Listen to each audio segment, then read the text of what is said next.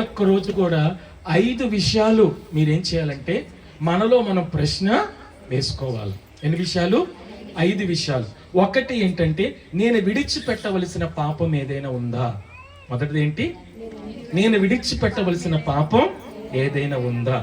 ఉంటే గనక ఈ 21 రోజులో విడిచిపెడతానికి ఏం చేయండి? కృప చూపించండి. రెండవది, నేను వింటున్న సందేశంలో చేపట్టవలసిన వాగ్దానం ఏదైనా ఉందా? నేను వింటున్న సందేశంలో నేను చేపట్టవలసిన వాగ్దానం ఏదైనా ఉందా? మూడవది మనం చూస్తే, నేను అనుసరించవలసిన మాదిరి ఏదైనా ఉందా? అనుసరించవలసిన మాదిరి ఏదైనా ఉందా?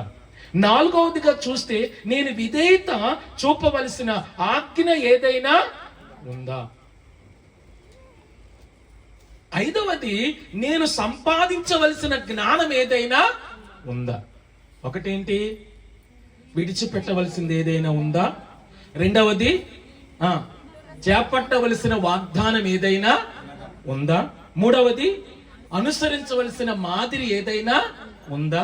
నాలుగవది, విధేయత చూపవలసిన ఆజ్ఞ ఏదైనా ఉందా? ఐదవది, నేను సంపాదించవలసిన జ్ఞానం ఏదైనా